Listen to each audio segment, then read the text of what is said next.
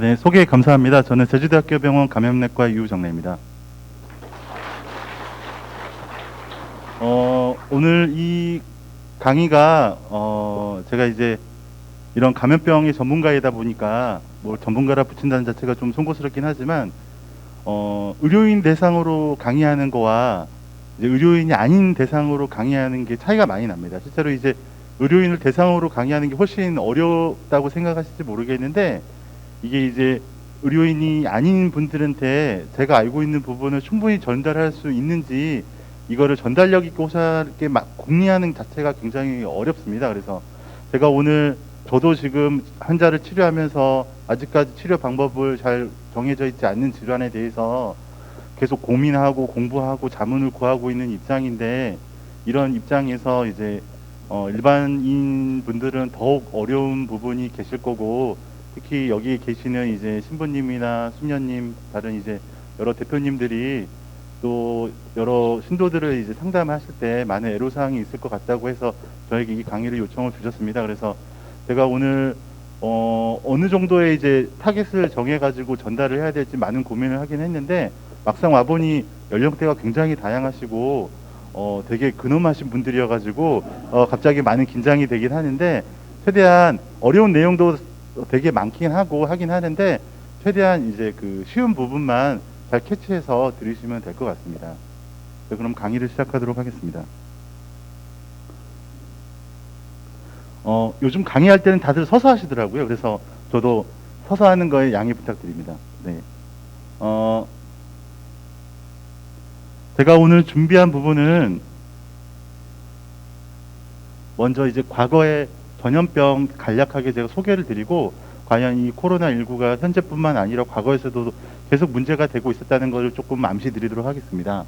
그리고 전 세계와 국내 코로나 발생 현황이 어떻게 되고, 그다음에 정말 이 코로나19는 왜 이런 병을 가지고 있는지, 그다음에 지금 이제 질본에서 정리하고자 하는 감염병 의심자나 실제로 확진자들 정의를 어떻게 내리고 있고, 실제 치료는 어떻게 하고 있고, 이걸 바탕으로 정부에서는 어떻게 대응 방안을 마련하고 있는지, 그다음에 기타 제가 시간이 되면은 마스크 사용의 적절성과 최근에 이제 각 나라별로 이 감염자 때문에 일반인들에 대해서 감염되지 않는 사람들도 항체를 얼마나 가지고 있는지 소개하는 자리를 가져보도록 하겠습니다. 우선 과거의 전염병은, 이 사진을 보면은 아시는지 모르겠지만 람세스 5세 그 미이라에서 발견된 그 사진입니다. 이게 화질이 좀 좋아 보이진 않긴 하는데, 자세히 보게 되면 얼굴에 작은 흉터들이 여러 개가 포즈 전반적으로 다 있습니다.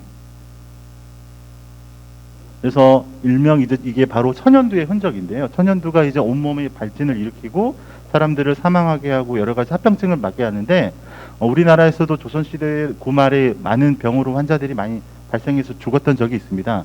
이 병이 발생하게 되면은 열이 나고 오한이 들고 구토 증상이 시작되고 전염성이 급격하게 번지고 몸 전체에 이런 발진 형태로 나타나는 특징적인 병입니다. 그래서 과거 그 영의정들이나 기타 이제 선배들의 사진을 보게 되면은 얼굴이 약간 까맣고 여기 얼굴에 상처들이 많은 사진들이 종종 발견이 됩니다. 제가 어렸을 때만 하더라도 주변에 보면 얼굴에 곰보처럼 흉터가 있으신 분들이 되게 많으셨거든요.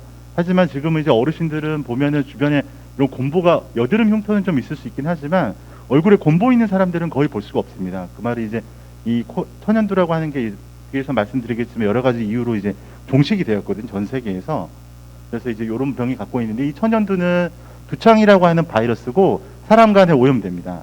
그리고 이제 코로나 바이러스처럼 이렇게 되고 오염된 물건에 의해서도 감염이 됩니다.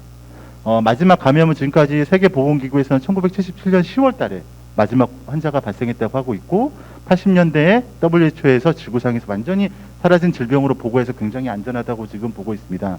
하지만 이게 유행할 때는 치사율이 30%가 넘었고, 특히나 어린아이들한테 굉장히 치사율이 높았습니다. 그 중에 일부 살아남은 사람들도 한 10% 정도는 실명이 발생했다고 되어 있습니다.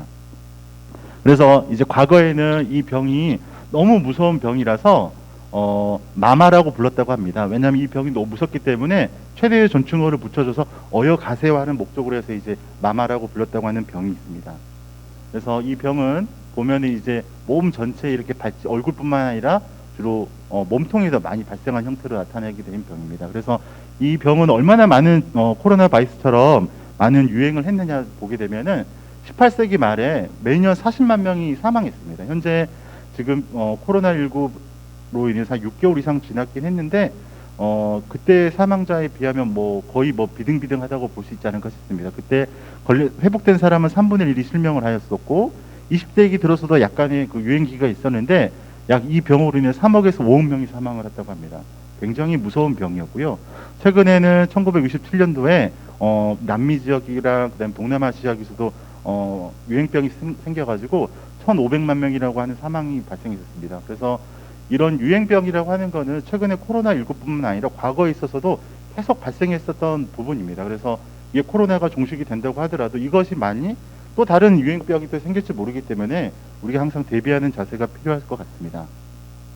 그래서 우리나라 과거 이제 역사 기록에 보면은 우리나라도 지금 많은 사람이 있는 곳에 가지 말고 그 다음에 이런 어떤 노래방 가지 말고 여러 가지 정부에서 대책을 많이 내놓잖아요. 그때 당시에 국내 조선시대 천연두가 이제 유행할 때 일기를 보게 되면은 정부에서 설과 추석과 같은 명절 차례를 생략했다고 하고 역병 때문에 단오를 중단했다고 하고 이런 기록들이 많이 있습니다. 그래서 그때 당시에서도 이게 전염병이니까 사람 간의 전파를 줄이기 위해서 최대한 거리 두기를 하자 이런 지식들이 아마 있었던 분 것 같습니다. 그래서 이를 바탕으로 해서 이제 지금까지 코로나19랑 제주도 발생현황 걸 제가 말씀드리도록 하겠습니다. 이게 실시간으로 계속 데이터가 변하기 때문에 제가 미리 드린 데이터하고는 약간 다르긴 하지만 11월 9일자로 이제 전 세계에 5천만 명이 넘게 되었고 사망자가 지금 1,200만 명. 지금은 이제 이것보다 더 많이 발생했죠. 지금 가장 많은 확진자가 발생한 곳은 바로 미국입니다. 미국. 그다음에 사망자가 23명인데 미국이 지금까지 전 세계 전쟁들을 많이 참전을 했는데 그 중에서 이제 가장 많은 사망자가 발생했던 때가 바로 2차 세계대전입니다. 2차 세계대전에 참전해서 그때 6년간의 전쟁 동안 20만 명의 병사들이 죽었다고 하더라고요. 근데 불과 지금 6개월 사이에 미국에서 사망자가 전쟁을 일으키지 않았음에도 불구하고 23만 명이라는 사망자가 발생했다는 굉장히 지금 사태가 위급하다고 볼 수가 있는 상태입니다. 그 뒤를 이어서 지금 인도가 굉장히 많은 사람들이 발생하고 있고 브라질, 일본, 중국 순으로 이제 많이 발생하고 최근에는 3차 대유행이라고 해서 유럽 지역에서도 굉장히 많은 환자들이 발생하고 있습니다. 그래서 전 세계에서는 지금도 여기 계시는 분들이 다 마스크를 쓰고 있듯이 전 세계에서도 이제 자꾸 마스크를 끼는 운동으로 가고 있는데 우리나라는 그래도 이제 처음에 코로나가 발생했을 때 마스크에 대해서 좀 은연하게 대처를 했었습니다. 왜냐면은 중국에 발생하는 황사 때문에 항상 마스크가 준비가 좀 돼 있었던 편이었거든요. 근데 이제 전 세계인들은 마스크 쓰는 걸 굉장히 꺼려하고 상대방을 대할 때 마스크를 끼고 대하면 예의가 아니라고 표현하기 때문에 마스크를 쓰는 문화가 잘 확립되어 있지 않습니다. 어찌됐든 지금은 마스크 써야 된다는 문화가 지금 많이 자리 잡혀가고 있기는 하는데 서남아시아 이제 가자지구에서 마스크가 없어가지고 어머니가 이제 학교 등굣길에 배춧잎을 이제 씌워주고 있는 사진이죠. 그리고 지금 대만에서는 이 사람이 이제 마트에서 지금 장을 보려고 왔는데 장에 볼 수 있는 항목이 너무 대만에서 지금 사재기를 많이 해가지고 이것 때문에 많은 이슈가 돼가고 있습니다. 인도에서는 인도 경찰관이 오토바이를 타고 다니는 주민들한테 코로나라고 하는 큰 인형 탈을 쓰고 마스크 잘 쓰고 다니라고 훈계하는 지금 사진을 볼 수가 있고 지금도 이제 저희도 거리두기를 하고 있지만 태국에서 열차를 타고 가는데 열차에서는 한 칸에 한 명씩만 앉아 있는 상황이 되고 있고 여기는 이제 독일에서 축구하는 광경을 볼 수 있는데 이게 실제로 사람 같아 보이시지만 전부 그 사람의 사진들입니다. 그래서 이게 운동하시는 분들이 함성 소리가 있냐 없냐에 따라서 굉장히 이제 에너지가 폭발적으로 생기는 굉장히 많은 좌지우지 된다고 하는데 그래서 이런 사람들을 훨씬 더 경기력을 끌어올리기 위해서 이런 사진들을 많이 가져다 놓고 운동을 하고 있는 묻지 않을 수 없는 상황이 지금 전 세계적으로 발생하고 있습니다. 대만에서는 학생들이 밥을 먹을 때 이렇게 삼각형의 삼면이 쌓여져 있는 지금 저희 초등학교 애들도 지금 이런 상황이긴 하는데 밥을 먹을 때 이제 이런 상황에서만 꼭 밥을 먹을 수 있게 하는 상황이 돼가고 있는 거죠.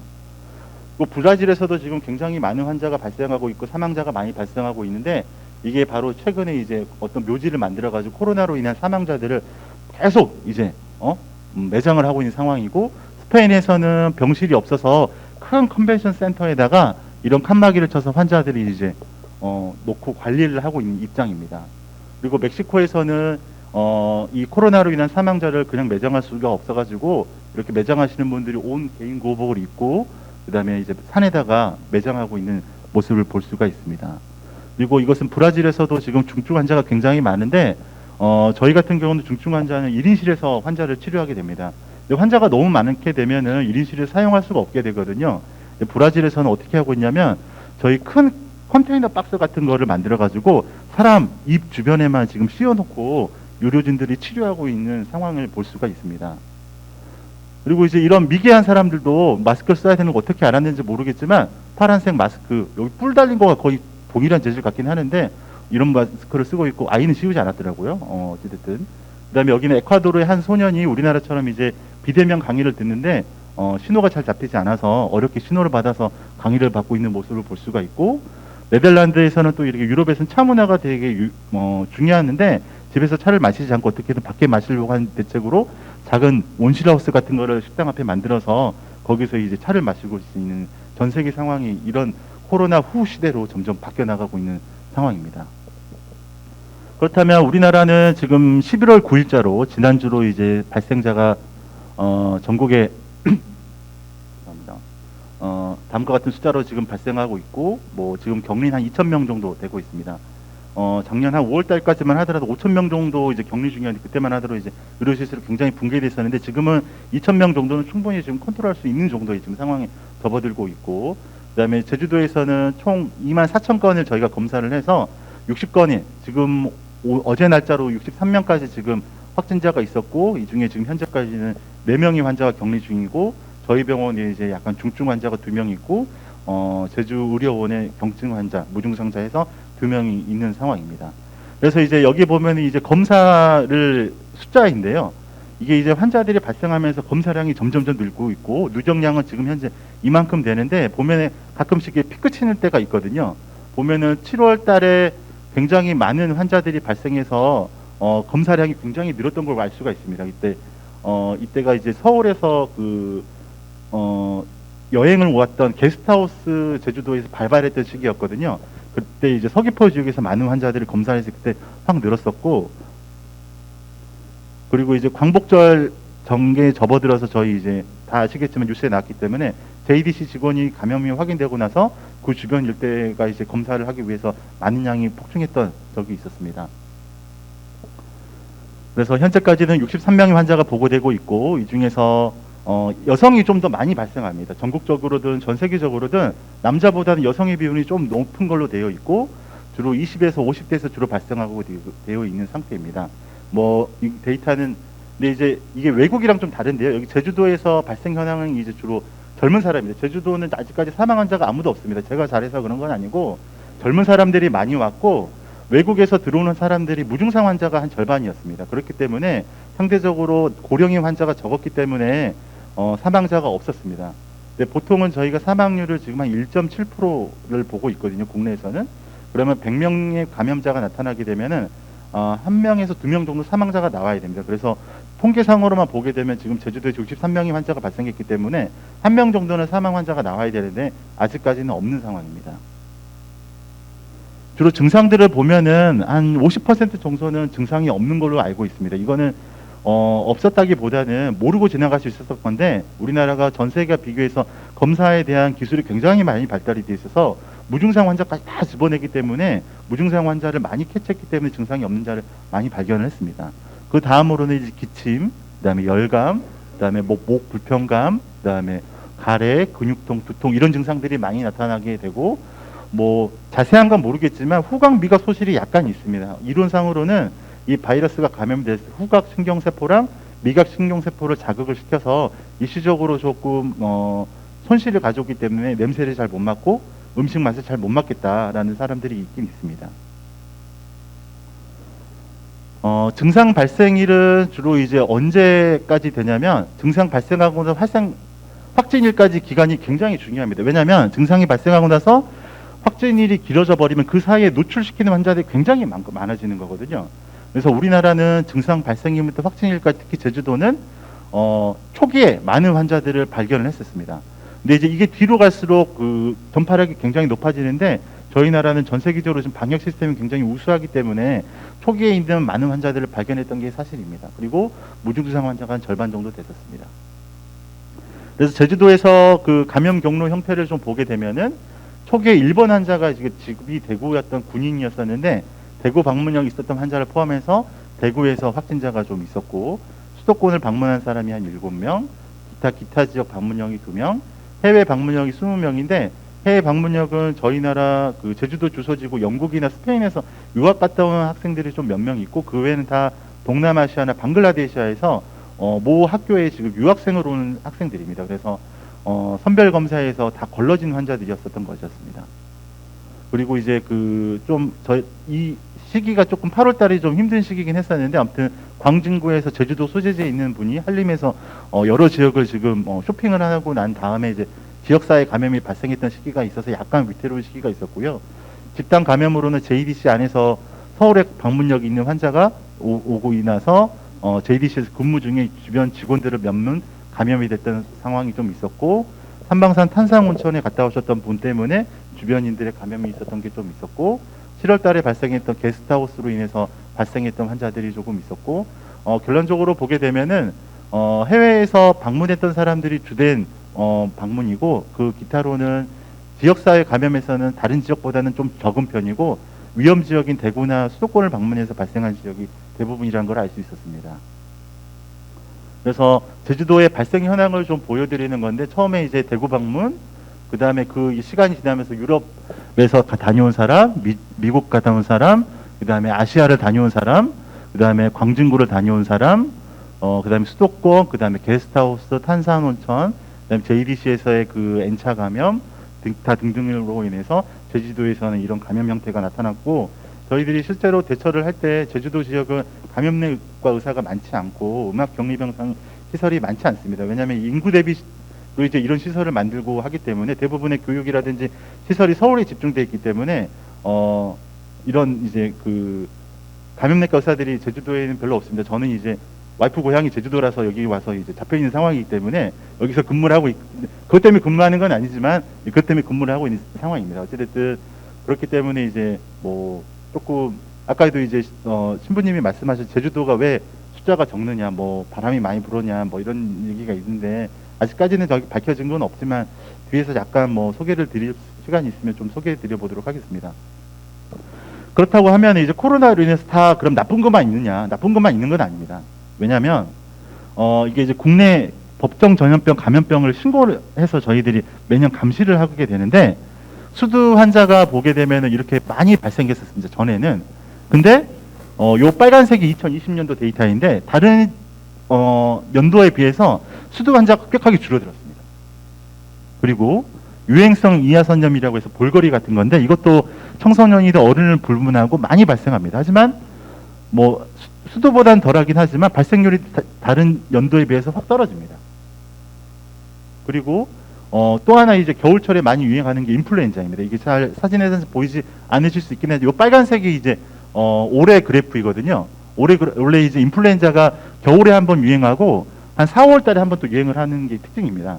근데 올해는 겨울에만 유행하고 발생이 급격하게 한 1월 달까지만 있고 쭉 떨어져 버렸습니다. 그리고 이제 다른 호흡기 바이러스도 마찬가지로 초반에 1월 달을 기준으로 해가지고 원래는 이 바이러스가 들쭉날쭉 이렇게 나타나거든요. 근데 보면은 그때 이후로부터 쭉 거의 발생이 제로인 상태입니다. 네, 이것은 코로나로 인해서 우리가 방역으로 인해 가지고 마스크를 잘 쓰고 손을 잘 씻었기 때문에 다른 병들이 많이 예방됐다고 볼 수가 있습니다. 저도 이제 약간은 아니고 많이 비만하기 때문에 1년에 감염 환자를 또 많이 보기도 해서 실제로 감기에 자주 걸리는 편입니다. 걸리는 편인데 올해는 한 번도 안 걸렸더라고요, 이상하게. 사람들이 이제 이런 감염병이 줄어들어서 그랬을 수도 있기도 하고 제 스스로도 훨씬 더 이제 마스크를 잘 착용하고 있어서 그런지 모르겠지만 코로나19 때문에 이제 많은 교훈을 받았던 거는 사실입니다.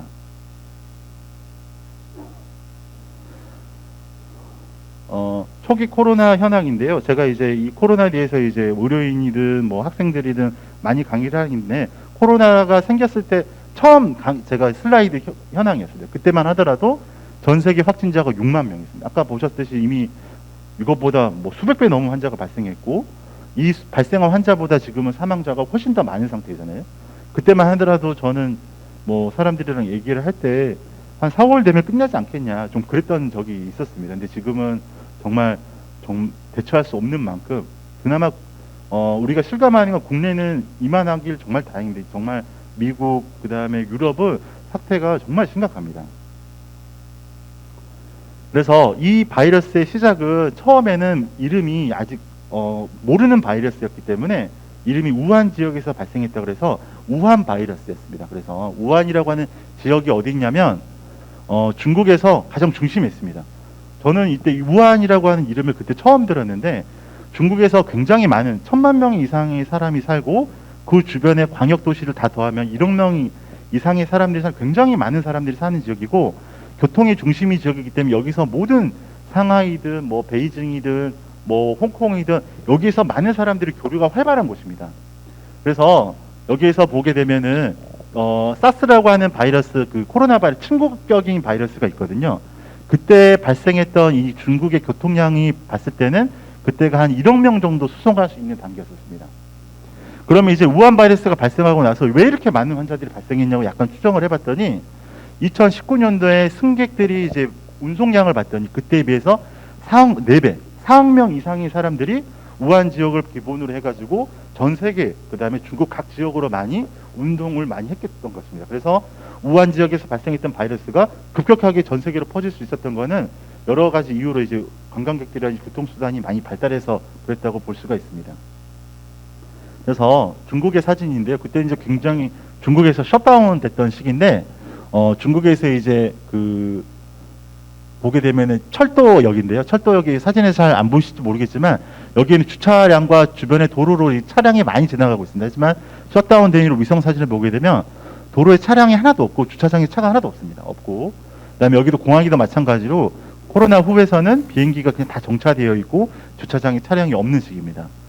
중국에서 또 하나 이제 기록적인 그 기네스에 올랐던 게 뭐냐면 이 아무것도 없던 광활한 이제 지역에다가 한 100일 만에 1000병상 이상 되는 의료시설을 지었던 적이 있습니다. 그래서 여기다가 많은 환자를 수용을 했었었는데 위성 사진을 봤더니 이제 그 사이에 이제 큰 건물을 지었다는 중국의 사정이 있습니다. 그때 우한 바이러스가 막 유행할 때 아까 이제 제가 사진에 보이듯이 거기도 중국에서도 마스크가 없었거든요. 없었기 때문에 어떻게 쓰고 다니냐면 컵라면 마스크를 쓰고 다닙니다. 주변인들이. 그리고 여기서 장을 보는 상황인데 무슨 맥주 캔병을 큰 거를 이제 쓰고 다니시고 앞에다 눈을 뚫어 놓긴 하셨겠죠. 그걸 쓰고 다니고 이분은 지금 이제 어디 이제 대기 중이신데 귤 껍질에다가 지금 끈을 매달아서 마스크 대용으로 쓰고 계시는 상황입니다. 이 우한 지역에서 말이 굉장히 많았습니다. 우한 지역에 이 코로나 바이러스 연구하는 연구소가 있고 그 다음에 주변에 뭐 여기서 바이러스를 만들어냈네 안 만들어냈네 하는데 아직까지 밝혀진 부분은 없습니다. 밝혀진 부분은 없고 어찌됐든 이 코로나 바이러스를 하는 거는 누가 만들었다기보다는 자연환경에서 왔을 가능성이 많습니다. 그러면 저희가 이제 가장 먼저 시작인 우한 바이러스가 가장 시작인 수산시장을 좀 눈여겨봐야 되는데요. 이 우한 지역의 수산시장을 보게 되면 우리나라 시장과 약간 다릅니다. 뭐냐면 야외 동물들 팝니다. 이게 뭐냐면 공작, 그 다음에 박쥐, 그 다음에 뭐 뱀은 뭐 우리나라도 팔지 모르겠지만 타조, 뭐 이런, 그 다음에 사슴, 뭐 고라니 이런 걸 팝니다. 이거를 큰 전광판에다가 그날 시세를 적어가지고 팔게 됩니다. 그러니까 이제 각 야생 동물들은 우리가 이제 소나 돼지나 이렇게 우리가 사육해서 키우는 동물들은 항생제도 주고 예방접종도 하기 때문에 깨끗하다고 판단하고 우리가 섭취를 하게 되는데 이런 동물들은 야생에서 어떻게 얘네들이 노출되고 어떤 병을 갖고 있는지 알 수가 없거든요. 그리고 이제 얘네들을 조리할 때 어떻게 하냐면 다 같은 도마를 사용합니다. 같은 도마를 사용하기 때문에 거기서 피가 흐르는 도마를 그냥 물로 쓱 씻고 그 손을 사용하고 또 다른 동물을 잡을 때 하니까 계속 그 동물들이 옮기고 오염될 수밖에 없는 상황입니다. 하지만 이분들의 잘못이라고 볼 수 없습니다. 왜냐하면 이분들은 수세기 동안 이렇게 살아왔었거든요. 먹을 게 없었으니까 야생에 있던 동물들을 다 잡아서 이렇게 먹었던 건데 본인들은 그렇게 살아왔던 것 뿐인데 왜 자기들을 낙인 찍었냐고 해서 굉장히 고통스러워 한다고 하더라고요. 어찌됐든 여기 상황이 야생 동물들을 많이 접촉이 많았던 지역이라고 볼 수가 있습니다. 그래서 그 이후에 이제 우한 지역에 대해서 많은 이슈가 되는데 그 파는 것들을 봤더니 이렇게 사체들이 굉장히 많고 야생 동물이 너무 많습니다. 봐서 그래서 이제 우리가 이 야생 동물에 왜 중점을 가져야 되냐면 사람이 걸리는 감염병 중에 60%는 인수 공통 감염병입니다. 인수 공통 감염병은 무엇이냐면 사람도 걸리고 동물도 걸리는 병입니다. 그러니까 동물이 걸리면 사람이 접촉했을 때 사람도 걸릴 수 있다는 거거든요. 그 기원은 대부분 동물에서 왔을 수 있다는 겁니다. 그리고 최근 들어서 발생하는 신종 감염병의 대부분은 다 인수 공통 감염병입니다. 그래서 결론은 뭐냐면 새로 생기는 병들은 기존에 새로 만들어진 게 아니라 야생동물을 접촉함으로써 생길 수 있을 가능성이 굉장히 높다라는 것입니다. 그래서 이 바이러스의 기원을 어떻게 좀 찾아보면 이 박쥐가 굉장히 많은 공격을 당하고 있는데요. 이 박쥐는 죄가 없습니다. 죄가 없는 게 뭐냐면 지구상에 있는 동물 중에 가장 많은 동물이 무엇이라고 생각하시는지 질문을 드리자면 아시는 분이 계실까요? 동물의 종류를 봤을 때 힌트가 이미 있긴 있지만 저도 이제 이 공부를 하면서 처음 알았는데 지구상의 동물 중에 가장 많은 분포를 차지하는 건 바로 박쥐입니다. 우리가 눈에 보지 않아서 저는 어렸을 때 실제로 박쥐를 좀 봤었던 기억이 나긴 하는데 요즘은 이제 박쥐를 본 적은 없긴 하는데 제주도라서 없는 건지 잘 모르겠습니다. 그건 모르겠지만 어찌됐든 이 박쥐가 굉장히 많은 분포를 차지하고 있습니다. 그래서 우리가 이제 코로나 바이러스의 그 유전자를 따고 그 다음에 박쥐 유전자를 따봤더니 거의 비슷합니다. 거의 비슷하다는 정도가 90%는 가지 않고 한 89% 정도 유전자를 동일하다고 보고 있습니다. 이것 때문에 박쥐에서 기인했을 가능성이 높다 지금 판단하고 있는 겁니다. 근데 이제 저희가 종으로 따졌을 때는 저희랑 가장 그 유사한 동물은 침팬지입니다. 침팬지인데 이 침팬지랑 저희랑 유전자를 따지고 보면은 1% 차이도 나지 않습니다. 거의 비슷합니다. 하지만 침팬지는 그냥 미생 동물이고 우리는 이제 지능을 가진 동물로 되는데 그래서 박쥐랑 유전자가 거의 뭐 10% 이상 차이가 나는데 이제 거의 저희는 비슷하다고 보고 있긴 하지만 이것 가지고 정말 박쥐에서 나왔을 때는 좀 더 연구가 필요할 것 같습니다. 어찌됐든 이게 박쥐를 직접 그러면 사람들이 접촉했을 것이냐 그럴 가능성은 별로 없죠. 박쥐는 약간 혐오스러운 동물이기 때문에 사람이 박쥐랑 같이 살지고 있지도 않고 그때 당시에 그 2019년도 12월 달에 이 박쥐들은 동면을 하고 있는 시기입니다. 더군다나 접촉할 수가 없다라는 것입니다. 그러면 뭔가 중간 동물이 있을 것이라고 생각을 하는 거예요. 그래서 이 중간 동물을 찾는 게 굉장히 이슈입니다. 왜냐하면 이 중간 동물을 피해야 되기 때문에 그런 것이거든요. 그래서 이제 추정을 하기에는 그때 초반에는 무슨 그 야생 동물 중에 뭐 뱀 아니면 무슨 사양 뭐 고양이 아니면 뭐 기타 여러 가지 추정된 것들이 되게 많았었습니다. 그래서 이런 동물을 좀 조심해야 되지 않나 하는 생각을 하는데 또 이런 동물들은 또 그때 당시 우한 시장에서 팔지도 않았다고 하더라고요. 그래서 아직까지는 어디서 기인했는지 좀 애매하긴 합니다. 다음을 보시면 중국에서 이게 많은 공격을 받았던 이유가 바로 이런 박쥐를 먹는 사진입니다. 너무 놀라시는데 저희들도 박쥐 말고 많이 드시더라고요. 여기서도 제가 뒤이어서 얘기 드리긴 하겠지만 이걸 나쁘다고 볼 수는 없습니다. 왜냐하면 이분들은 과거부터 이렇게 드셨던 거고 어렸을 때부터 먹었던 거거든요. 그렇기 때문에 이렇게 혐오감이 없습니다. 아프리카인들은 애벌레를 주식으로 먹잖아요. 이걸 나쁘다고 볼 수가 없는 겁니다. 특히나 중국인들이 그런 박쥐 고기를 왜 먹느냐? 절대 날 걸로 먹지는 않습니다. 날 걸로 먹지는 않는데 박쥐 발음이 뿌이라고 합니다. 뿌이. 그리고 복복자가 뿌입니다. 뿌. 그렇기 때문에 발음이 약간 비슷하기 때문에 뭐 발음이 비슷하다고 박쥐를 먹는 건 좀 저도 이해가 되진 않지만 박쥐를 먹는 이유가 이게 약간 복이 들어온다는 식으로 생각을 해서 몸이 건강해지고 여러 가지 이유로 지금 박쥐 고기를 먹는 상황이라고 합니다. 굉장히 비싸다고 하더라고요. 그래서 그때 이후로 저희 병원의 이제 사진입니다. 사진이 보면은 그때 선별 진료소라고 해서 코로나를 검사할 수 있는 장소를 만들었고, 그다음에 그 병원 로비에서도 감염증 공지를 해서 이런 사람들은 즉각 의료인에게 알리거나 선별진료실 가서 검사를 해야 됩니다 하고, 저희 정문 앞에는 발열 감시기가 붙어 있어서 자동으로 센싱을 해가지고 체온이 높은 사람들은 저희 요원들이 갑자기 나타나가지고 어디론가 끌고 가버립니다. 그런 상황이 된 거죠. 그리고 응급실 앞에서도 들어올 때는 항상 병동으로 들어오는 면회 금지라는 표지판을 붙이고 있고, 그다음에 이런 지역을 갔다 온 사람들은 조심해라 이런 안내문을 받고 있습니다. 그래서 저희 병원 그나마 좀 출입구가 지하 2층, 지하 1층, 그다음에 뭐 1층에 한 개, 2층에 한 개, 3층에 한 개 이런 식으로 돼 있거든요. 그래서 3층, 1층만 남겨놓고 다 폐쇄시켰습니다. 왜냐하면 출입구를 통제해야 되거든요. 출입구를 통제해야만이 모니터링을 할 수가 있습니다. 우리나라도 이제 처음에 이제 문재인 정부에 대한 공격이 굉장히 많았습니다. 이유가 뭐냐면 중국이 그때 유행을 했을 때 중국인들을 받지 않았어야 된다. 근데 이제 국민들의 생각은 뭐 제가 뭐 정치적인 사람은 아니지만 정부를 탓할 수는 없고 여러 가지 상황을 따져봐야 됐기 때문에 아마 그랬을 거라고 듣긴 하는데 어찌됐든 관문을 닫아야 됩니다. 관문을 닫아야만이 쉽게 우리가 통제를 할 수 있거든요. 그래서 저희 병원은 사람들을 통제할 수 있게 출입구를 딱 2가지만 만들어 놓은 상태입니다. 서울 같은 경우는 심한 경우는 출입구를 하나만 만들었거든요. 그러면 계속 병목 현상이 일어나서 들락날락하는 게 굉장히 어렵고 병원 사람이 아닌 이상은 들어갈 수 없는 상황이 되었었죠. 그만큼 관리가 어렵다는 것입니다. 지금 선별진료실은 응급실 앞에 저희가 이렇게 위치하고 있고 여기가 이제 컨테이너 박스 2개를 놓고 여기서 검사를 진행하고 있고 하얀색으로 된 천막이 바로 이제 환자 대기실입니다. 그리고 옆에 보면 이제 음압 구급차가 이제 대기하고 있는 상황이고 선별진료실에 안내판을 갖다 놓아서 쉽게 찾을 수 있게 하고 있는 상황이고 내부 구조는 이런데 지금은 이것보다 훨씬 더 좋아졌습니다. 좋아진 상황이고 그다음에 검사 장소는 다음과 같고 그다음에 이 검사 장소 안에 엑스레이를 찍을 수 있는 기계를 상시 갖다 놓고 있는 상황이고 여기 안에 이제 음압을 만들 수 있는 장치입니다. 우리가 이제 음압 하는데 이 음압을 왜 만들어야 되냐면 저희가 의료 장비 중에서는 음압 장비가 있고 양압 장비가 있습니다. 수술을 할 때는 주로 양압을 합니다. 왜냐면은 외부에서 수술장 안이 압력이 높아서 외부에서 세균이나 바이러스를 못 들어가게 하는 거거든요. 환자가 수술할 때 깨끗할 수 있게.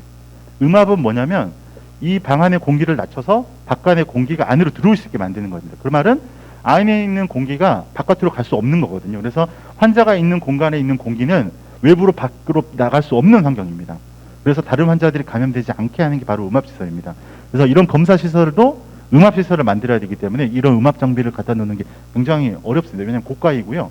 쉽지 않습니다. 저희가 이제 음압시설이 저희 병원에 8병실에 9병상이 있습니다. 실제로는 8병상만 쓸 수 있고 추가 시설을 만들어서 더 20명 넘는 환자를 받을 수 있게 지금 만들어 놓은 상황인데 초반에 이제 저희가 메르스 제가 그때 당시 처음 교수 발령을 받고 메르스 이후에 이제 정부 지원을 받아서 음압병실을 지었을 때 한 병실 사람 하나 넣을 수 있는 공간을 지으려면 3억이 됩니다. 그래서 8병실을 만들려면 곱하기 8 하면 되겠죠. 근데 이제 곱하기 8만 하면 되지 않습니다. 의료 인력이라든지 교육해야 되고 그러니까 이제 이런 공공시설이 아닌 이상은 계속 적자를 볼 수밖에 없기 때문에 민간 시설에서 이런 환자들을 케어할 수가 없습니다. 누가 이제 손해를 보면서 할 수가 있는 상황이 아니기 때문에 촬영하기 때문에 제가 개인적 의견들을 조심하면서 발언하도록 하겠습니다. 그래서 이제 저희가 검사를 할 때는 어떻게 하냐면 코에다가 면봉을 하나 놓고 꺼내서 여기다가 이제 바틀에다 담아가지고 섞고 그 다음에 코 입 부분에다가 긁는 부위 검체랑 그다음에 입 안쪽 저 뒤에 이제 목 뒤쪽에 있는 부분을 긁어가지고 한 통에 담고 환자 보고 깊은 가래를 뱉어서 폐에 있는 가래가 나와가지고 검사를 하게 됩니다. 그래서 상기도 검사, 하기도 검사 2가지 검사를 해서 바이러스가 나오는지 안 나오는지. 그럼 왜 2가지를 하느냐? 어떤 분은 상기도에서만 나오고 어떤 분도 하기도에서 나오고 둘 다 나오는 분도 있습니다. 그래서 상기도 하기도 검사를 2가지 동시에 해야 됩니다. 다음은 이제 코로나19의 병태 생리에 대해서 말씀드리도록 하겠습니다. 코로나 바이러스는 뭐 이전부터 있었던 바이러스입니다. 이전부터 있었던 바이러스인데 바이러스 종류에는 크게 DNA 바이러스, RNA 바이러스로 되어 있는데 RNA 바이러스 되어 있고 지구상에 알려진 바이러스 RNA 바이러스 가장 크기가 크다고 되어 있습니다. 크게 이제 3가지 그룹으로 되어 있는데 그룹 1, 2 중에 4가지 바이러스는 이전부터 계속 있었고 저도 걸려봤을 것 같고 여기 계시는 분들도 감기로 걸려봤을 만한 바이러스입니다. 근데 최근에 나온 바이러스는 이제 다른 바이러스인 거죠. 과거에 있었던 2015년도에 이제 생겼던 메르스 바이러스, 그다음에 2003년도에 발생했던 사스 바이러스, 그다음에 지금 발생하는 코로나19 바이러스, 사스 코로나 바이러스 2가 이제 그룹 3에 해당하는 코로나 바이러스입니다. 그래서 코로나 바이러스 크게 3가지로 분류하게 되는데 나머지 3번째 그룹에 속한다고 볼 수가 있습니다. 그럼 왜 코로나인 거냐? 코로나는 말 그대로 이제 왕관을 뜻하는 말이고, 그 다음에 이제 우리가 개기식 때 보면은 태양을 볼 때 주변에서 번지는 형태가 왕관 모양이라 그래서 붙여진 이름입니다. 그래서 바이러스를 전자현미경으로 보게 되면 동그랗고 주변에 왕관에 있는 것 장식들처럼 주변에 이런 돌기들이 있기 때문에 이 형태가 왕관 모양처럼 보인다. 그래서 일명 코로나 바이러스라고 이름이 붙었습니다. 이 형태가 좀 독특한데 주변에 이제 이런 그 유전자가 들어있고 세포막이 있고 주변에 이런 단백질 형태들이 있는데 이 단백질이 우리 호흡기에 있는 상피세포에 딱 들러붙어 있는 볼트와 너트 같은 역할을 하게 됩니다. 그래서 두 개가 딱 맞아 떨어져서 우리 몸속으로 들어가게 하는 역할을 하는 거거든요. 그럼 이름은 정식 명칭은 이제 어떻게 되느냐? 정식 명칭은 사람한테 감염된 사람은 코비드19 환자라고 합니다. 코비드19. 그래서 정식 명칭은 코로나 바이러스 감염병. 그다음에 2019년도에 발생했다. 일명 줄여서 코비드19라고 하는 말이 맞는 말이고요. 이 병을 일으키는 바이러스 이름은 코비드 바이러스가 아니고 사스 코로나 바이러스 2라고 하는 겁니다. 이전에 있었던 사스 코로나 바이러스 1이 있었고 거기에서 비슷한 바이러스이기 때문에 사스 코로나 바이러스 2이고 이거에 감염된 사람이 바로 코로나 19가 환자가 되는 것입니다. 그래서 이제 이런 바이러스들이 발생을 해서 저희들한테 이제 많은 영향을 미치고 있는데 뭐 분류는 뭐 바이러스 계열이고 뭐 이런데 뭐 이런 거는 넘어가도록 하겠습니다.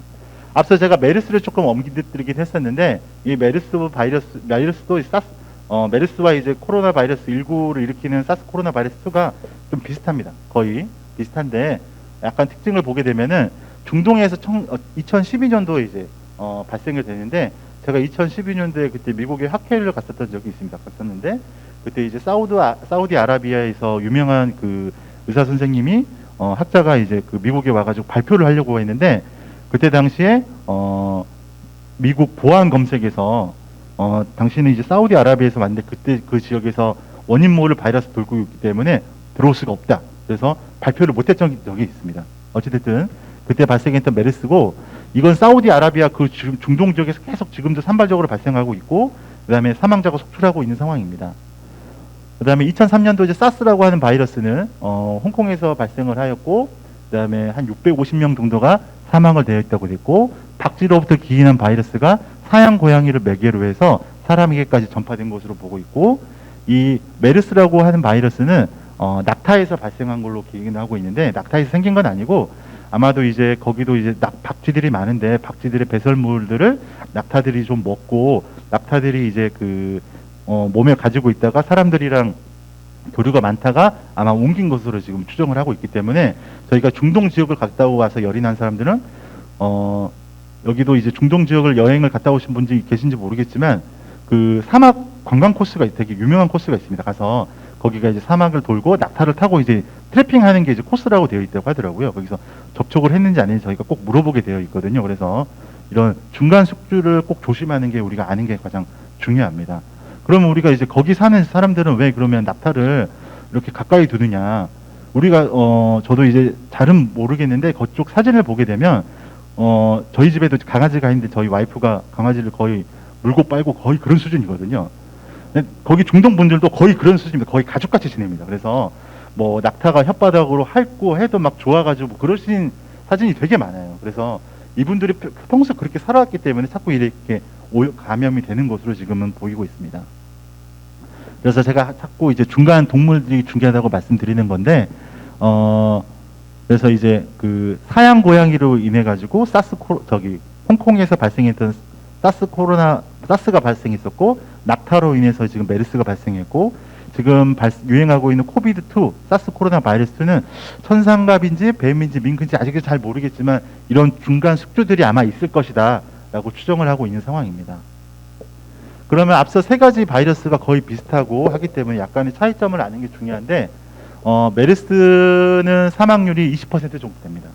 특히 우리나라는 그때 2015년도에 발생했을 때 한 30% 정도 넘는 사망률을 보였습니다. 그리고 사스 바이러스는 한 10% 정도 된다고 알려져 있고 코로나 바이러스는 한 2에서 3%. 이 두 가지 바이러스에 비하면 사망률이 굉장히 적은 바이러스처럼 보이잖아요. 하지만 사망자는 질환들은 사망자가 한 1000명 이하인데 지금 사스 코로나 바이러스 2에 의한 코로나 바이러스 19는 사망자가 거의 100만 명이 넘어가잖아요. 그래서 사망률이 적지만 많은 사람들은 전파가 되면 위험할 수 있다는 것을 우리가 인지해야 됩니다. 또 하나 이 바이러스들의 전파 경로가 굉장히 중요한데요. 이 바이러스들은 주로 비말 감염으로 저희가 생각하고 있습니다. 비말이라고 하는 건 뭐냐면 바이러스 입자의 크기가 5 마이크로미터 눈으로 볼 수 없는 구조입니다. 볼 수 없는 구조인데 5 마이크로미터보다 큰 비말들은 한 1 내지 길면 좀 2m 날아가서 바닥 쿡 떨어져 버립니다. 중력에 의해서 무게 때문에. 근데 이 5 마이크로미터 크기보다 작은 바이러스 크기들은 멀리 날아갈 수 있습니다. 그래서 바이러스 중에 홍역과 같은 거나 아니면 결핵과 같은 세균 같은 경우는 공기 감염으로 되는데 제가 여기 있으면 저 맨 끝에 있는 분들도 감염이 될 수가 있습니다. 공기 입자가 너무 작기 때문에, 아니 바이러스 입자가 너무 작아서 멀리 날아갈 수가 있거든요. 근데 이제 이런 메르스, 사스, 코비드19 같은 경우는 입자가 생각보다 크기 때문에 멀리 날아가지가 않습니다. 그래서 근거리, 그래서 저희가 이제 신부님이 배려해 주셔서 저랑 이렇게 큰 사회적 거리를 두기를 해주신 거잖아요. 저 감염되지 말라고. 아닌가요? 여러분들 보호하시려고 한 거야? 어쨌든 이런 입자의 크기를 아는 게 굉장히 중요한데, 그래서 저희가 생각하기에는 비말 감염 멀리 가지는 않을 것이다 라고 생각을 하고 있습니다. 근데 때에 따라서는 이게 공기 입자로처럼 이렇게 굉장히 멀리 날아갈 수 있는 입자가 발생할 수 있는, 그게 뭐냐면 아까 같은 이제 우리가 코로 검사를 하거나 아니면 가래를 뱉을 때 저 깊숙한 가래를 끄집어내는 경우가 간혹 있거든요. 그때는 깊숙한 곳에서 많은 바이러스가 나오기 때문에 작은 바이러스를 나올 수 있어서 저 멀리까지도 날아갈 수가 있습니다. 요 최근 연구에서는 고령일수록 같은 말을 하더라도 크기가 각 일률적인 바이러스 크기만 나온 게 아니라 작은 크기도 나오기 때문에 더 멀리 날아갈 수 있다는 겁니다. 그래서 우리가 항상 안심할 수는 없기 때문에 항상 마스크 착용을 하는 게 중요할 것 같습니다. 그리고 이제 이런 메르스나 사스 바이러스 때는 우리가 전파가 언제 되느냐, 증상이 발생한 시작한 후부터 감염이 된다고 추정을 하고 있습니다. 그래야만이 저희들도 대처하기 쉽거든요. 왜냐하면 증상이 없을 때는 다른 사람들이 감염자가 없을 거니까 그 사람들은 그냥 괜찮을 거라 생각을 한단 말입니다. 근데 코로나 바이러스는 너무 많은 환자들이 발생했고, 최근에 이제 기술이 발달해서 그런 영향도 있긴 하지만, 조사해 보니까 증상 발생 지금은 3일 전부터 이미 전파가 되고 있다. 그리고 증상이 발생한 시점에서 그 감염된 사람에서 바이러스 양이 가장 많이 나온다. 그렇기 때문에 증상 발생한 날 그 전후를 가장 조심을 해야 됩니다. 이 사람 발생할 때. 그래서 스스로 내가 기침을 하거나 위험 지역에 갔다 왔다 하면은 스스로 마스크를 착용하고 자가격리 들어가야지 다른 사람한테 전파를 시킬 수 있는 것을 예방할 수 있는 겁니다. 그리고 또 하나 저희가 지금까지 알려진 병을 봤을 때는 사망률이 높은 질환들은 전파가 세지 않았습니다. 그래야 되고요. 근데 코로나 바이러스는 초기에는 굉장히 많은 환자가 죽어 사망률이 높을 것이라고 생각을 했지만, 알고 봤더니 전 세계에 많은 사람이 걸렸고 그 중에서 한 2% 정도만 사망을 했기 때문에 결국에 많은 환자들이 죽긴 했지만 전파 사망률이 높은 질환은 아니다, 이렇게 생각을 했습니다. 그래서 근데 이제 문제는 뭐냐면 얘네들이 변이를 할 수 있다는 것이죠. 지금은 이제 사망률 높은 질환이 아니지만 얘네 RNA, 아까 제가 앞서 드려서 얘네들은 RNA 바이러스라고, RNA 바이러스는 변이를 자주 합니다. 지금도 저희 나라에 유행했던 초기에 들어왔던 2월 달에 들어왔던 바이러스와 그다음에 한 5월 달에 유행했던 코로나 바이러스, 그다음에 여름에 유행했던 바이러스, 그다음에 지금 유행하는 바이러스 다 다릅니다. 변이가 되고, 그다음에 어떤 거는 미국에서 유래한 바이러스, 어떤 거는 중국, 어떤 거는 유럽, 이 바이러스들이 굉장히 변이를 자주 한다는 것이죠. 그래서 아까 이제 사스나 아니면 메르스 바이러스 같이 사망률이 높은 바이러스 얘네를 변이를 해버리면 굉장히 심각해집니다. 왜냐하면 이 코로나19 같은 병은 전파력이 굉장히 심한데 사망률은 줄어들었지만 걔네들의 나쁜 정보를 얻어들여서 사망률이 높은 질환으로 바뀌어버리면 많은 사람들이 걸리고 많은 사람들이 죽게 되는 겁니다. 그런 상황이 생기지 않아야 되겠죠. 그래서 이 바이러스는 앞서 제가 얘기 드렸듯이 문제가 뭐냐면 이렇게 동그랗게 생긴 코로나 형태의 바이러스가 우리 몸에 수용체가 있어요. 이 수용체가 없는 분들은 이 바이러스가 안에 들어올 수가 없습니다. 그래서 우리가 이제 조류독감 얘기를 많이 하게 되는데 독감이 이제 조류에도 많이 생기고 동물 돼지나 소 이런 데 독감이 있습니다. 사람뿐만 아니라. 근데 누가 정해놓은 건 아니지만 조류한테 생긴 독감은 너네들만 생겨. 조류만 생기고, 사람한테 생기는 독감은 사람한테만 생깁니다. 사람의 독감 바이러스를 조류한테 주면 조류가 걸리지 않습니다. 그래야 맞고요. 근데 가끔 변이가 돼가지고 조류 독감이 사람한테 옮길 수 있는 바이러스 약간 변이가 돼버리면 굉장히 사람의 치명률이 높아집니다. 사망률 한 70% 높게 올라갑니다.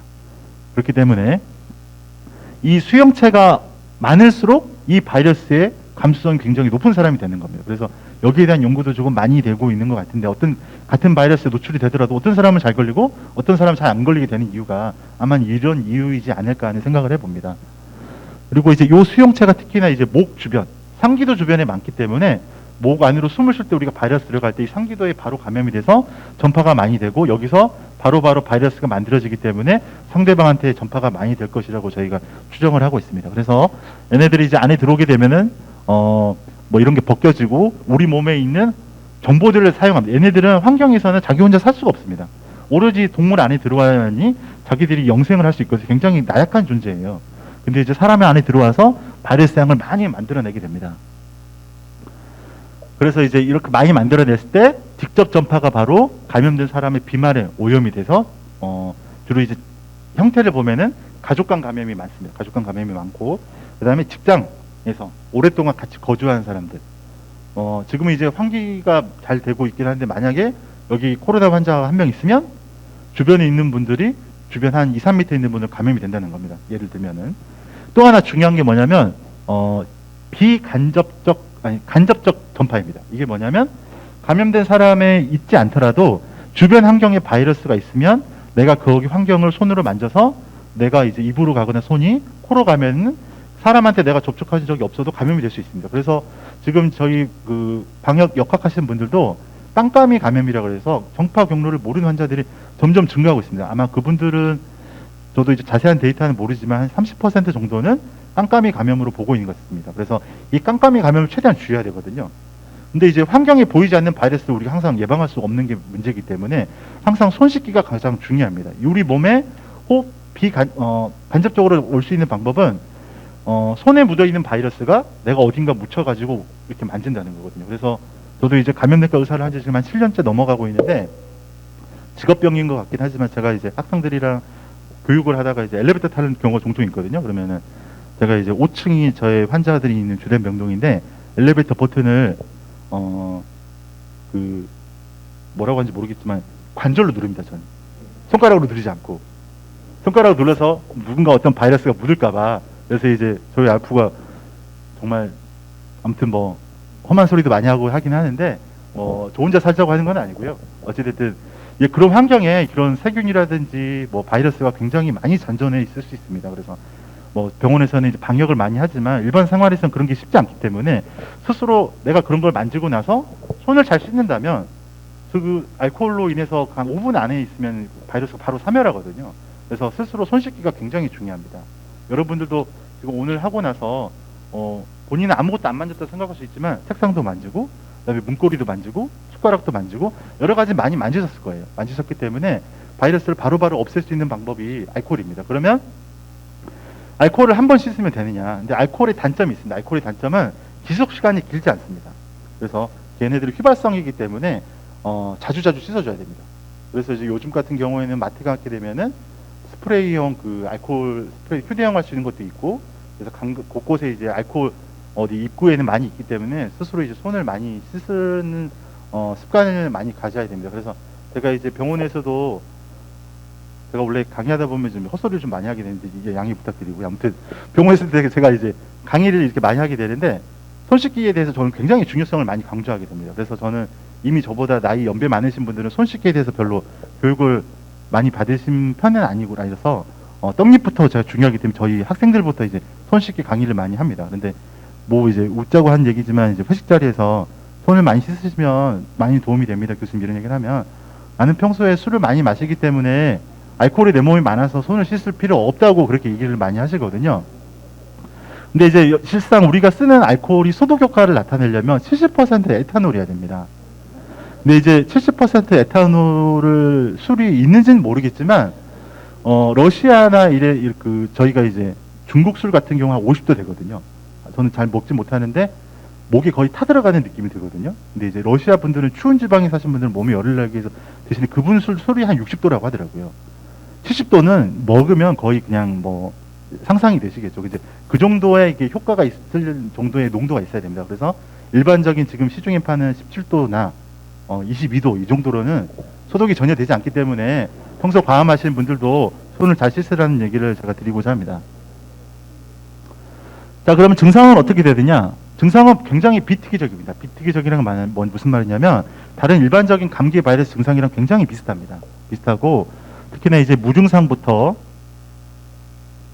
중증 폐렴, 사망일까지 굉장히 다양하고 노출이 되고 나서 평균 잠복기 병이 나타나는 데 평균 5일에서 6일, 일주일 정도 보고 있습니다. 보고 있고 최대 잠복기는 한 14일. 14일 이후에는 진단 가능성이 거의 없다고 보고 있습니다. 그래서 저희가 이제 환자 위험한 사람들 나타났을 때 최대한 2주까지는 격리를 시켜야 되는 이유가 2주 정도 지나면 이 사람은 감염될 가능성이 거의 없다라고 판단하는 이유입니다.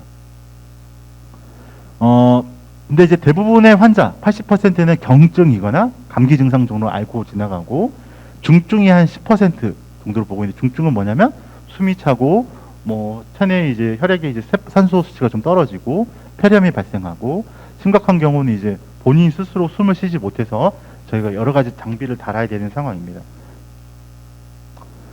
다음은 이제 저희가 이제 뉴스를 보게 되면 여러 가지 자꾸 어려운 말들이 많이 나오는데 확진 환자라고 하는 것은 무슨 말이냐면 그 바이러스가 실제로 증명된 환자여야 됩니다.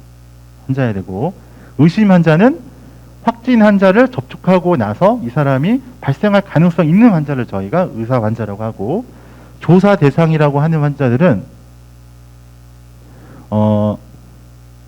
증상은 없는데 뭐 접촉자의 접촉자 건너서 뭔가 이제 발생할 가능성이 조금이라도 있는 사람들을 저희가 조사 대상자라고 하게 됩니다.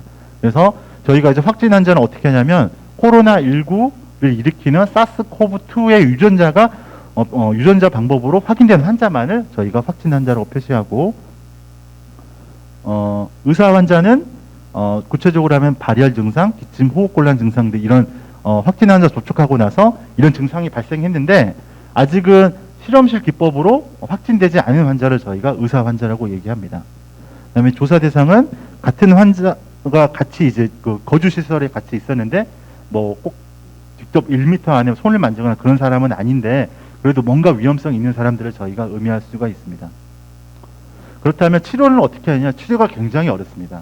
트럼프 대통령이 초반에 하이드록시 클로로킨이라고 클로로킨 약을 게임 체인저라고 얘기할 정도로 이 약이 확보하게 되면은 우리는 이길 수 있다라고 하는 약이었었죠. 이 약은 주로 이제 말라리아 약입니다. 말라리아 약인데 주로 또 어느 환자에 많이 쓰냐면 류마티스 관련전염 환자한테도 좀 쓰거든요.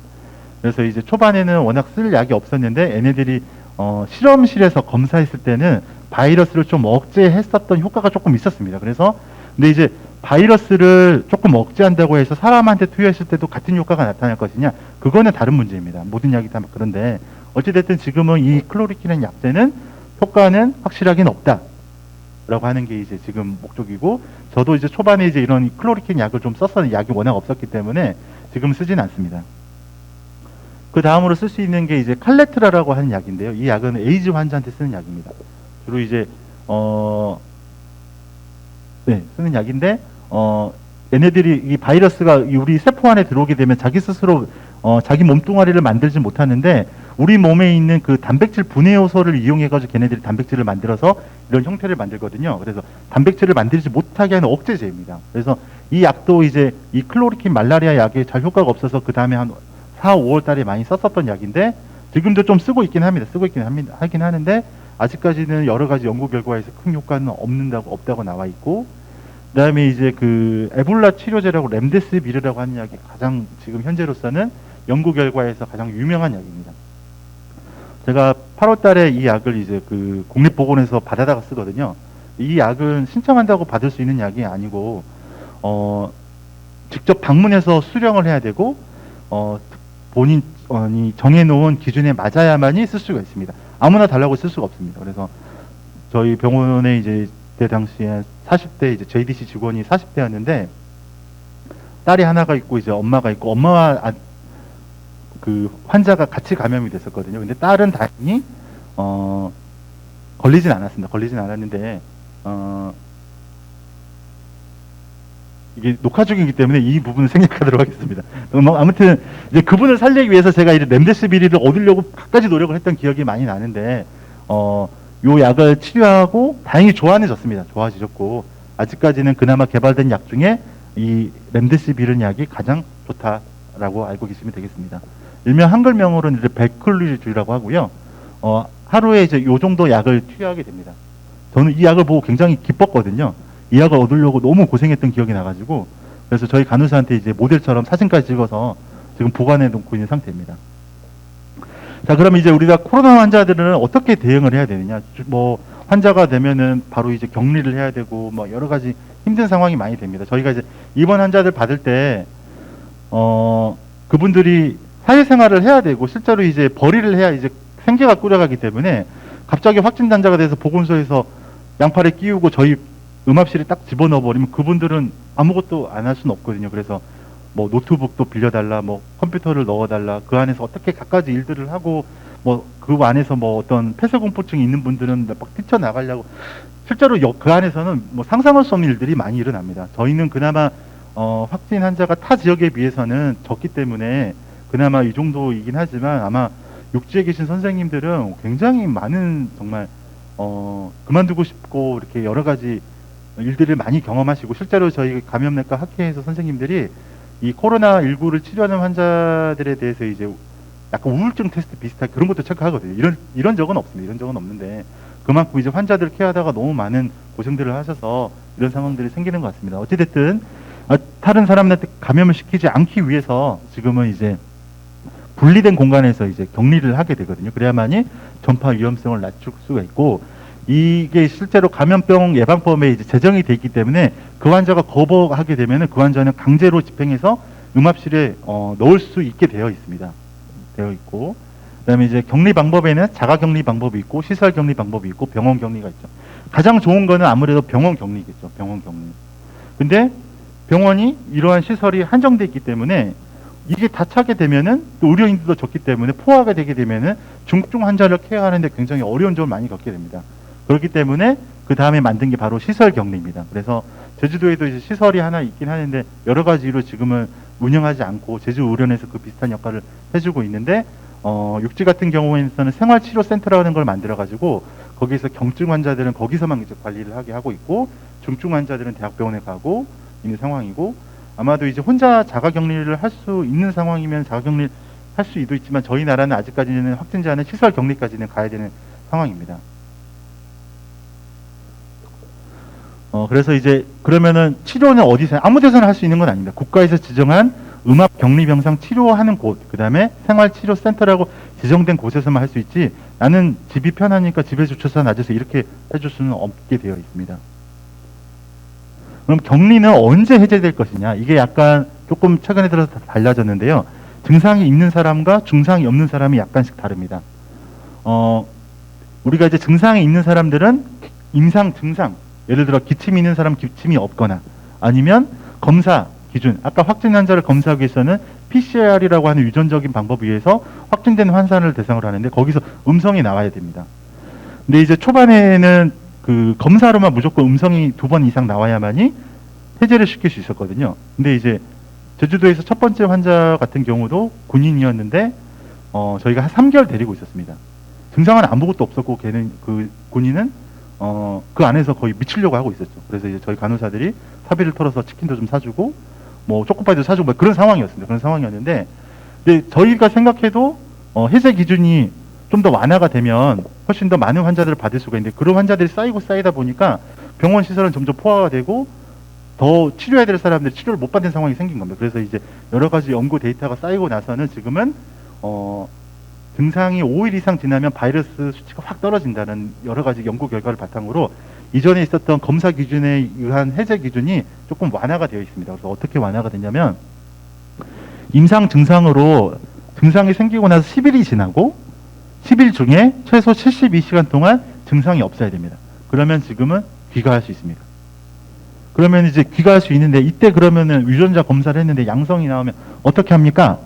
이거는 이제 여러 가지 문제점이 이 검사의 문제점입니다. 뭐냐면 이 PCR이라고 하는 거는 유전자를 검출하는 방법이거든요. 그러니까 이제 살아있는 낸지 죽어있는 낸지를 구분을 할 수 없는 검사입니다. 이 검사는. 그렇기 때문에 얘네들이 저의 몸에서 만약에 제가 코로나 환자이라면 몸에서 죽은 사체들이 아마 많이 있을 거예요. 많이 있을 거기 때문에 증상이 없을 때도 계속 나올 수 있습니다. 실제로 이제 걔네들을 끄집어 나가지고 세포 배양이라는 걸 해서 실제로 얘네들이 감염력 있는 애들로 바뀔 것이냐, 그게 가장 중요한데 이게 실질적으로 뭐 어려운 부분이 있어서 검사가 잘 되지는 어찌됐든 지금은 이제 5일 이상 지난 경우는 확실히 감염력이 떨어진다라고 하는 여러 가지 연구 결과들이 많이 있습니다. 그래서 증상이 없고 10일 이상 지나고 3일 이상 증상이 없다면 지금은 격리 해제가 가능합니다. 실제로 지금도 그렇게 하고 있고요.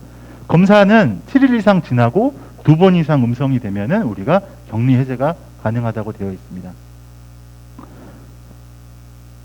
그래서 개정 전에는 우리가 이제 여러 가지 꼭 음성이 2번 나와야만 하는데 지금은 이제 좀 완화돼서 무증상자는 10일 이상 아무 증상이 없으면 그냥 양성 음성 결과에 판단 없이 바로 일상생활이 가능하고 유증상자는 증상에 따라서는 10일 이상 경과하면서 72시간 동안 증상이 없는 경우, 그 다음에 검사 기준으로는 7일 이상 지났을 때 2번 이상 음성이 되면은 퇴원이 가능합니다. 근데 이제 지금도 이제 대부분 제주도는 육지에서 여행 오시는 분들이 많거든요. 많은데 비행기를 태워 보낼 때 약간 좀 꺼릴 부분이 좀 있긴 합니다. 왜냐하면 증상은 없고 퇴원 기준은 만족했지만 비행기를 탈 때 혹시나 이제 이런 태웠을 때 조금 전파를 시킬 가능성이 있지 않을까 싶어서 어떻게든 최대한 검사 기준을 만족하려고 퇴원을 시키려고 저희가 하고 있습니다. 그래서 이제 접촉자 관리는 어떻게 하냐면 보건소에서 이제 계속 이제 이분들이 이제 역학 관리를 많이 하게 됩니다. 누구한테 접촉했는지 신용카드도 분석하고 여러 가지 그 통신 기반을 해서 어디 위치가 되는지 해서 이분들이 접촉자라고 확인이 되면은 24시간 감시를 하게 되는데 제일 먼저 이 감염자의 가족부터 먼저 검사를 하게 되고 그다음에 직장, 동료 아니면 그다음에 식당이라든지 여러 가지 접촉한 환자들부터 이분들이 관리를 하게 됩니다. 그래서 결론을 좀 말씀드리자면 코로나19는 증상 발생 전부터 바이러스 전파가 가능하고 증상 발생 초기에도 가장 많은 환자들이 감염시키기 때문에 호흡기 증상이 있는 경우는 스스로 조심하고 자가격리하고 항상 그 의료진의 상담을 받는 게 중요할 것 같고 아직까지는 렘데시비르 약이 있긴 하지만 이게 특효약은 아닙니다. 특효약은 아니기 때문에 조기에 진단하고 격리해야 만이 추가 환자들이 안 생길 수가 있겠습니다. 그래서 개인 위생이 굉장히 중요할 수 있고 이를 위해서는 항상 마스크 착용이 중요하고 실제로 병원 안에서 발생했는데 마스크를 잘 썼던 의료진들이 감염 안 됐다 이런 사례들도 있고 항상 손 위생 알코올 젤도 이제 중요하긴 하지만 가장 중요한 거는 손 씻는 게 가장 중요하다는 것입니다. 그래서 그리고 많은 사람들이 모이는 장소를 가급적이면 삼가를 해야 되겠습니다. 여기까지가 제가 이제 준비한 그 코로나19에 대한 내용인데 뒤이어서 이제 마스크 사용법이라든지 여러 가지가 있는데 시간 관계상 이 부분은 넘어가야 될 것 같습니다. 혹시 여기까지 혹시 질문 있으시면은 해주시고 없으시면 신종 감염병에 대해서 제가 얘기하고 마무리할까 합니다. 코로나19는 이제 시작된 병이라서 뭐 저도 앞으로도 해야 될 숙제가 너무 많은 병인데 제가 이제 감염내과 의사로서 제주도 도민들을 치료하고 경험한 부분들을 오늘 말씀드리도록 하겠습니다. 이 내용은 이제 호주에서 일어난 일입니다. 호주에서 일어난 일인데 1994년에 호주에서 일어난 지역이고 헨드라라고 하는 지역에서 발생한 신종 감염병이었습니다. 당시 내용을 보게 되면은 한 마곡간에서 키우던 말이 갑자기 호흡곤란이 생기고 열도 나고 막 의식이 흐려지고 계속 주저앉으려고 그런 상황이 발생했다고 하더라고요. 그래서 그때 당시 13마리의 말이 죽고 그거를 돌봤던 사람이 사망했던 경우가 있습니다. 그 바이러스들이 나중에 이제 봤더니 이런 바이러스인데 무슨 테니스 라켓처럼 생긴 바이러스였거든요. 이 바이러스의 숙주는 앞서 얘기했던 박쥐였습니다. 과일 박쥐. 이 과일 박쥐가 헨드라 바이러스라고 하는 가지고 있었는데 이 전에는 헨드라 바이러스가 원래 이 과일 박쥐들이 갖고 있었지만 사람들한테 영향이 없었습니다. 없었죠. 그리고 접촉을 해도 인체에 감염되지가 않았었습니다. 근데 호주가 이제 많이 개발이 되고 과일 박쥐가 살아야 될 자연 서식을 자꾸 사람들이 파괴시키는 겁니다. 주로 이런 식으로 이제 여기다가 무슨 농장을 키운다든지 아니면 이제 그 호주가 생각보다 스포츠가 굉장히 활발한 나라입니다. 그래서 야구, 뭐 축구뿐만 아니라 이런 말이 많은 지역이기 때문에 이런 경마도 많고요. 그래서 이런 경마하는 지역이 굉장히 많습니다. 그리고 주변 야외 환경이 이런 양을 키우는 호주가 유명한 저는 잘 모르는데 어그부추가 유명하다고 하더라고요. 제가 호우에 뭐 학회 간 적이 있었는데 꼭 어그부추 사오라서 저도 사온 적이 있는데 아무튼 양이 많은 지역이고 그다음에 초원이 굉장히 넓은 지역에서 이제 이런 말을 키우는 지역이 굉장히 많은 지역입니다. 그럼 이 과일 박쥐가 이런 저희가 자연 환경을 자꾸 파괴하다 보니까 주변 환경으로 자꾸 넘어오게 되고 이런 그 녹지가 많은 지역에 이 사람들이 과일나무를 많이 심는다고 하더라고요. 그러니까 사람들이 자연 환경을 많이 파괴하고 박쥐들은 서식지를 잃고 그러면은 먹이가 없으니까 사람들 쪽으로 자꾸 이제 퍼져나가는 겁니다. 그래서 이제 박쥐 크기를 봤더니 어마어마하죠. 지금 거의 무슨 흡혈 박쥐처럼 시꺼멓게 다들 모여 있는다고 합니다. 그래서 이제 이런 신종 감염병들이 자꾸 이제 사람들이 자연 환경을 원래는 있었던 건데 자꾸 파괴하다 보니까 새로 앓는 거지 원래 없었던 병은 대부분은 아닙니다. 그래서 보면은 지금까지 신종 감염병 발생 지도인데 아프리카부터 뭐 중국, 뭐 미국, 우리나라도 여기 보면은 유행성 출혈열이라고 한타 바이러스에서 생기는 일명 그 쥐에 접촉해서 생기는 바이러스가 있는데 우리나라도 이런 전염병들이 실제로 있긴 합니다. 그래서 우리나라 제주도에서 이제 신종 감염병이 지금 뭐 어떤 것들 도래되고 있는지 잠깐 알아보도록 하겠습니다. 이제 중증 열성 혈소판 감소 증후군 뉴스에서도 많이 보셨을 거예요. 보셨을 텐데 이 바이러스는 2009년도에 중국에서부터 먼저 시작이 됐습니다. 중국이 시작이 됐고 진드기가 처음에 크기는 요 정도 됩니다. 한 손톱 엄지 새끼손가락 그 손톱만큼 하거든요. 얘네들이 흡혈을 합니다. 흡혈. 일명 참진드기라고 하는데요. 흡혈을 하게 되면은 엄지 손톱만큼 이렇게 부풀어 오릅니다. 부풀어 오르고 얘네들을 보면은 지금 얘는 그 동물에서 얘네들이 흡혈해가지고 진드기들이 무슨 그 단추처럼 이렇게 박혀 있는 모양입니다. 그래서 실제로 사람 손에 이렇게 진드기가 이렇게 붙어서 오는 경우도 있습니다. 야생동물에 보면 이런 진드기들이 흡혈을 해가지고 이렇게 많이 있고 이거는 보면은 멀리서 잘 안 보시겠지만 점이 아니고 다 흡혈 진드기들이 피를 빨아먹고 이 토끼가 죽은 모습입니다. 그래서 이 진드기 이름이 불명 학명의 헤마피살리스 롱지코르니스라고 해서 작은 소참 진드기라고 하는 병입니다. 진드기들이 생기는데 그러면 이제 우리나라에서는 2013년도에 제주도에서 제일 먼저 생겼습니다. 우리나라에서는. 그때 처음 발생한 환자는 사망하셨고요. 그럼 이제 과거에는 없었던 거냐? 그랬던 건 아닌 것 같습니다. 아마 예전에는 있었는데 진단기술이 잘 발달되어 있지 않았고 잘 모르고 원인 모르게 돌아가셨던 분들이 있었던 것 같아요. 있었던 것 같은데 또 하나의 이제 학설은 뭐냐면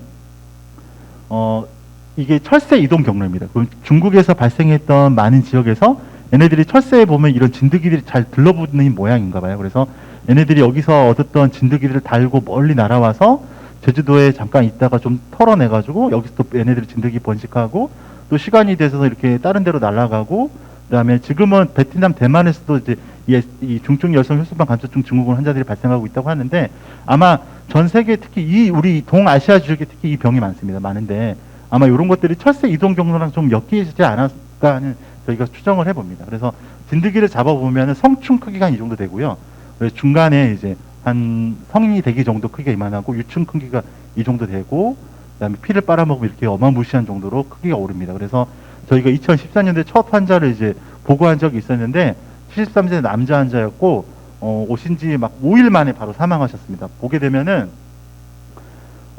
이분이 오시기 한 2주 전에 이제 진드기에 물리셨거든요. 여기 진드기에 물리셨는데 증상이 물리고 나서 한 10일 정도 지난 다음부터 열이 나고 근육통이 발생하셨거든요. 그래서 저희한테 병원에 오셨어요. 병원에 오셨는데 요 빨간색 줄이 혈소판이라고 하는 수치입니다. 근데 하루 사이에 정상인보다 거의 좀 2배 이상 감소되고 이틀째 될 때 거의 바닥으로 치솟고 있었고 입원한 지 3일째 환자는 의식이 없어졌습니다. 그리고 중환자실로 옮기고 뭐 장비 하루 달았는데 그 다음날 사망하셨어요. 저희 병원에 입원하고 나서 4, 5일째 죽는다는 것은 거의 손을 쓸 수 없다는 겁니다. 그만큼 환자 상태가 걷잡을 수 없이 나타난다는 거예요. 그래서 이 중증 열성 혈소판 감소증은 지금까지는 중국에서는 사망률이 한 10%, 그다음에 우리나라에서 한 20%, 그다음에 일본에서는 30% 된다고 되어 있습니다. 그래서 전체 국내에서는 지만 20%지만 제주도에서 한 8% 되거든요. 아무래도 저희가 제주도가 발생한 환자가 많아서 경험이 좀 많이 쌓여가지고 조기 진단율이 좀 높아져서 그런 부분이 없지 않아 있긴 하는데 어찌됐든 이 병에 걸리게 되면은 지금 코로나 바이러스는 걸리고 나서도 꽤 버티다가 돌아가시는데 이 중증 열성 혈소판 감소증은 이것보다 훨씬 더 급격하게 나빠집니다.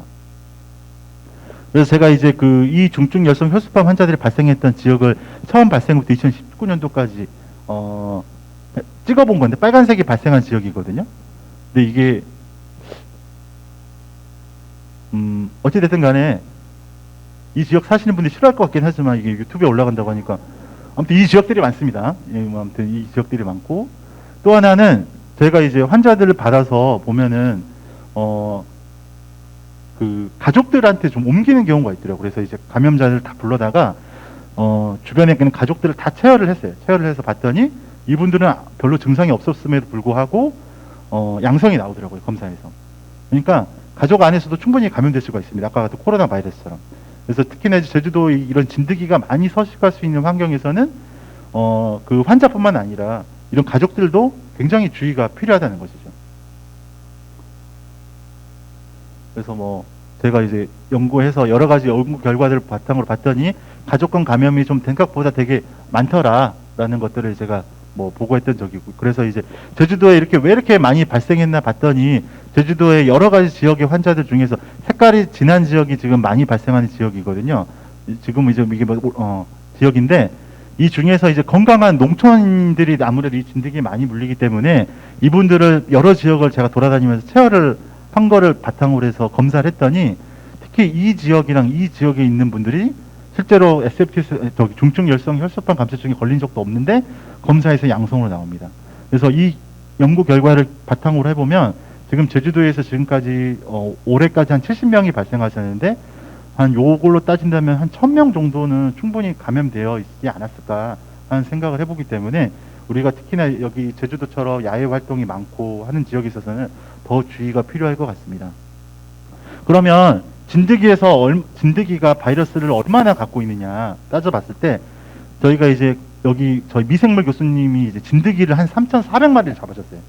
쉽지 않습니다. 이 3,400마리를 어떻게 잡냐면 위험한 풀숲에다가 그 하얀 천을 덮인 큰 통을 갖다 던져 놓으세요. 던져 놓으면 2시간 후에 이제 통을 찾아서 거기 천에 붙어 있는 진드기를 저희가 이제 찾는 거거든요. 근데 처음에 이제 그 선생님한테 물어봤더니 통을 던져놓고 2시간 후에 갔더니 못 찾았대요. 왜 못 찾으셨냐고 했더니 새까매져 있어가지고 찾을 수가 없었다라고 하는 겁니다. 그래서 어찌됐든 한 3년에 거쳐서 그 진드기를 조사해 봤더니 10마리 중에 한 마리 반 정도가 이 바이러스를 갖고 있었다는 겁니다. 그 전에 연구 결과들은 어느 정도였냐면 한 뭐 100마리 중에 한 10마리? 아니, 100마리 중에 한 10마리 정도, 그러니까 100마리 중에 한 마리, 제가 자꾸 헷갈리는데, 100마리 중에 한 마리 정도 걸렸을까 생각을 했었는데, 실제로 따지고 봤더니, 100마리 중에, 한 1.5마리 정도가 감염이 됐다는 겁니다. 제가 자꾸 실수하는데, 10마리 중에 한 마리 정도는 이 바이러스를 가지고 있다는 거죠. 그러니까, 생각보다는 진드기에 바이러스가 많다는 겁니다. 실제로 제 외래 진드기를 들고 오신 분들이 되게 많거든요.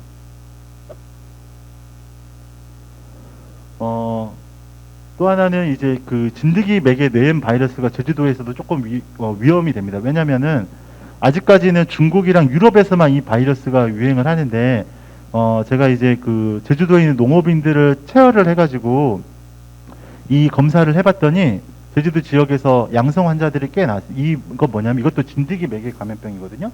이 진드기에 이제 이상한 바이러스, 진드기 맥의 바이러스가 들어있는 진드기에 물리면 얘네들이 뇌로 올라가가지고 뇌염을 일으킵니다. 어떤 분들은 이제 의식이 소실되기도 하고 어떤 분들은 뭐 사망하는 경우도 있긴 하는데 어찌됐든 아직까지는 우리나라는 이 진드기 맥의 뇌염 바이러스의 청정지역이라고 생각을 했었는데 우리 제주도도 여기 아직 안심한 지역은 아니다. 진드기가 많기 때문에 항상 야외 활동에 주의가 필요하다. 다음은 이제 브루셀라입니다. 제주도 와서 제가 좀 놀랐던 사실인데 여기 계신 분들은 제주도 분들이 좀 아실지 모르겠어요. 일명 새끼회라고 송치회라고 불립니다. 드셔보셨던 적 있을 거예요. 그래서 이게 뭐냐면 그 모르신 분들에 제가 구현 설명을 드리자면 소를 잡았는데 소 안에 이제 새끼가 배어 있는 거죠. 근데 새끼를 뱉는데 이게 새끼가 되게 영양식이라고 생각을 하신답니다. 그래서 이 새끼를 믹서기에 갈아가지고 믹서기에 갈아서 그거를 그 그릇에 놓고 파 뿌리고 김가루 뿌리고 참기름 뿌려서 호로록 드신다고 하더라고요. 실제로 지금도 제가 제주시의 서귀포 5일장에 가면은 앞에 식당이 있는데 금일 새끼회 있어요. 뭐 그렇게 써져 있어요. 한 10,000원에 파시더라고요, 보니까. 어찌됐든, 이게 뭐냐면 소에 있는 브루셀라병이에요. 근데 우리나라가 축산가에서 브루셀라병에 대해서 계속 감시를 합니다. 왜냐하면 이 브루셀라에 감염된 소는 식품으로서의 가치가 없기 때문에 다 도살하게 됩니다.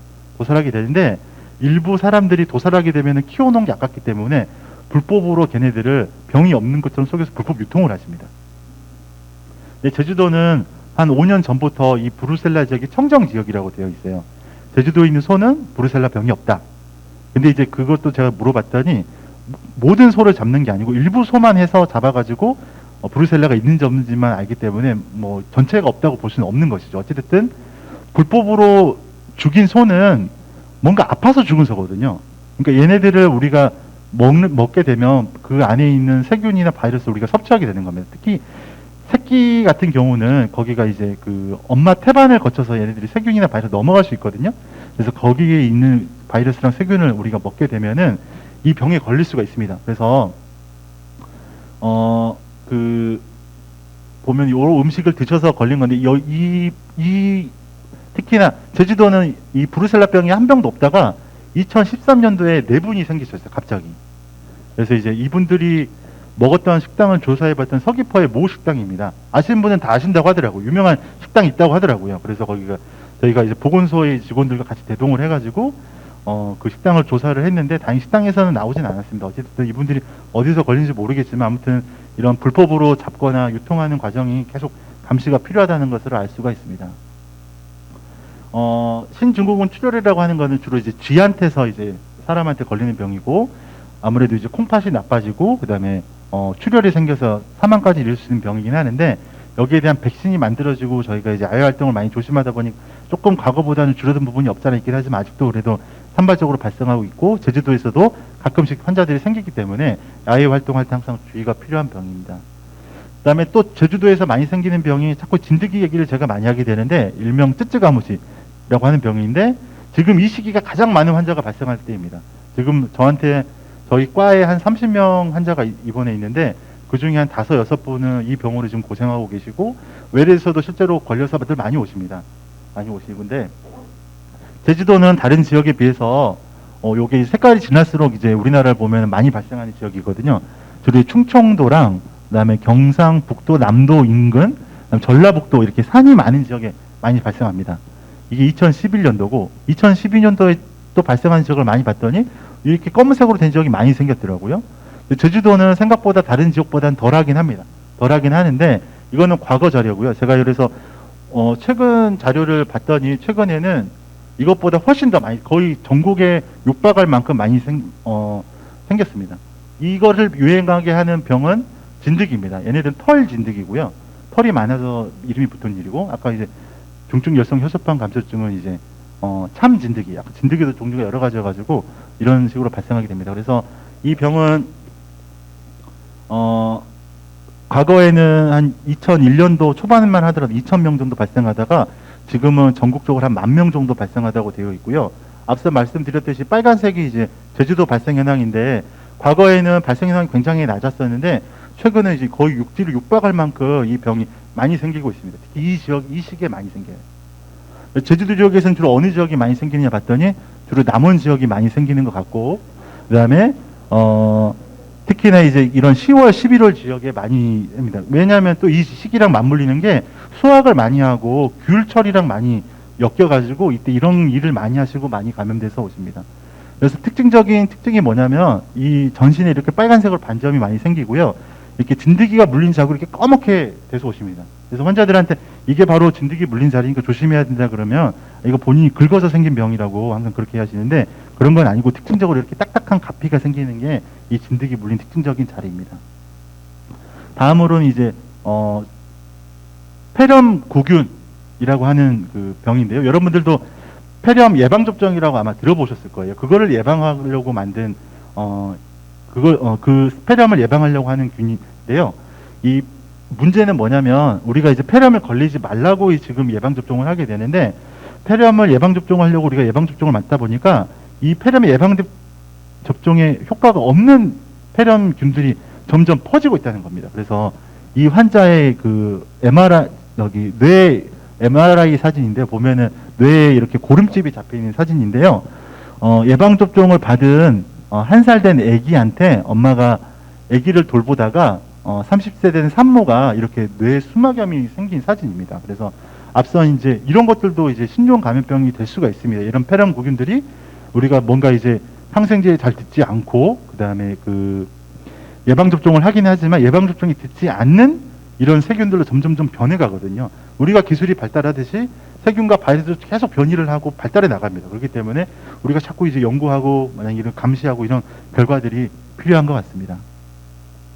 또 하나는 마지막 신종 감염병인데요. 실제로 지금 작년과 올해 발생했던 인수공통 감염병인데 일명 선엽병이라고 하는 병입니다. 여기서 이제 말에 대한 뭐 지식을 많이 가지고 계신 분들은 흔히 알 텐데 말들이 잘 걸리는 일명 감기처럼 생기는 병입니다. 제주도는 말 특수 지역이잖아요. 그래서 저도 이제 몰랐는데 전국에 있는 말 중에 제주도가 가장 많은 말이 있어요. 많이 있고 2014년도부터 말 특수 지역으로 제주도가 지정이 되어 있기 때문에 말 산업이 굉장히 활발한 지역입니다. 그래서 말 종사자들도 굉장히 많은 편이고요. 그래서 이 병은 이제 막과 동물에서 발생하는 전염병이고 감염된 말에서 이제 이런 호흡기 증상이랑 열이 나고 이런 증상이 생기는데 과거에는 이렇게 망아지일 때 이 병이 많이 생겼기 때문에 예방 접종을 많이 했다고 합니다. 생기지 말라고. 근데 지금은 이 예방 접종을 하고 있지 않아요. 하고 있지 않고 그래서 이제 요런 게 생길 수가 있는데 어찌됐든 특히나 이제 제주도에는 말 식당이 되게 많잖아요. 많은데 보면은 말 고기가 이렇게 제가 더 험한 사진도 있는데 실제로 뺐는데 제가 이제 서귀포에 뭐 초대를 받아서 갔는데 말 식당에 가서 이제 말고기를 주시는데 아는 형님이 자기 단골집이라고 귀한 손님 모셨으니까 주신 음식이 뭐였냐면 말 척수였어요.